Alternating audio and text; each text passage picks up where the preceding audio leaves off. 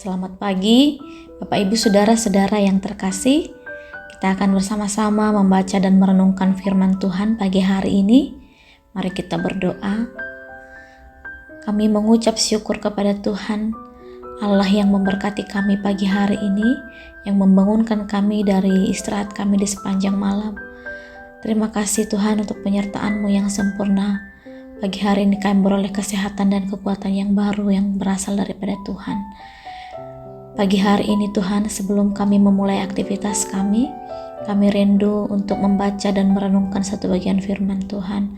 Berkatilah kami supaya kami boleh diubahkan, boleh dikuatkan, diteguhkan lewat pembacaan perenungan firman Tuhan pagi hari ini. Dalam nama Yesus Kristus kami berdoa. Amin. Saudara yang terkasih, kita akan merenungkan satu bagian firman Tuhan dari 1 Tesalonika pasal 5 ayat 17 yang berbunyi, tetaplah berdoa. Tema tersebut diambil dari tulisan Rasul Paulus kepada jemaat Kristen yang ada di Tesalonika, yaitu 1 Tesalonika pasal 5 ayat 17. Tetap berdoa ini memiliki sebuah kalimat perintah untuk kita hidupkan dalam diri kita, baik susah maupun senang, sibuk atau senggang, dalam perjalanan atau di rumah. Surat Rasul Paulus ini merupakan suatu ayat yang singkat tapi mengandung arti yang sangat penting.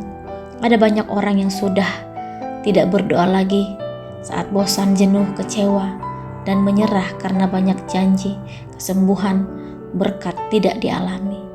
Tapi perintah Tuhan, tetaplah berdoa dalam segala kondisi dan keadaan.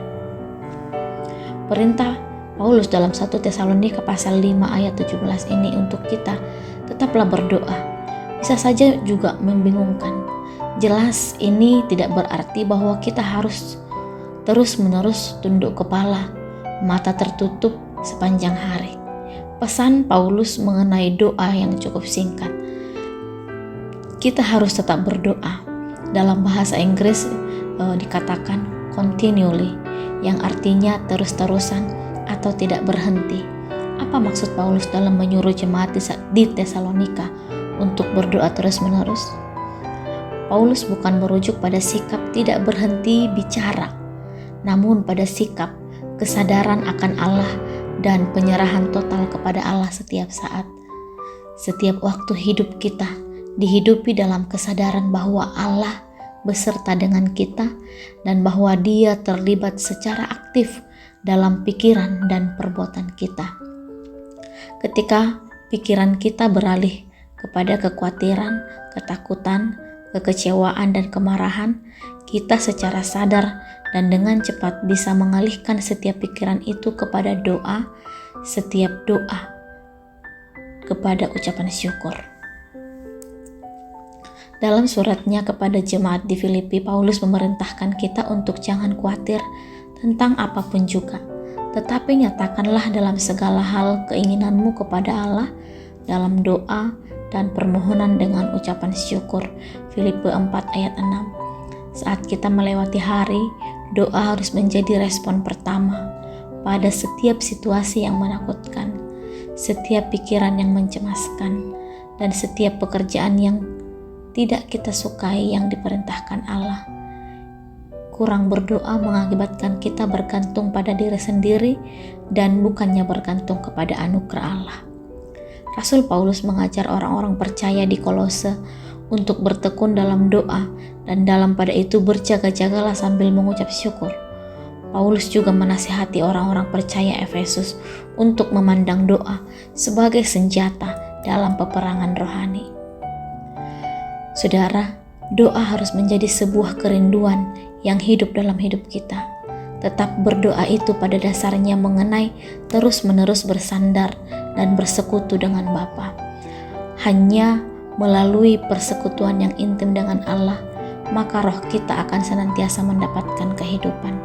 Hanya dengan bergaul akrab dengan roh Allah, maka kehidupan rohani kita akan mengalami pertumbuhan yang berarti. Maka dari itu, tinggallah senantiasa di dalam doa, karena doa adalah bagian dari nafas hidup orang yang percaya kepadanya. Amin. Mari kita berdoa. Bapa, terima kasih satu perintah Tuhan yang akan kami harus lakukan dalam kehidupan kami dari firman Tuhan yang kami baca, bahwa kami harus tetap terus-menerus bersandar kepada Tuhan. Kesadaran akan penyertaan Tuhan dalam hidup kami ini memberikan kami kekuatan untuk kami mampu menjalani setiap hari-hari kami. Terima kasih Tuhan untuk firman-Mu, ingatkan kami Tuhan untuk melakukannya dalam kehidupan kami. Dalam nama Tuhan Yesus Kristus kami berdoa. Amin. Selamat pagi, selamat beraktivitas. Tuhan Yesus Kristus memberkati.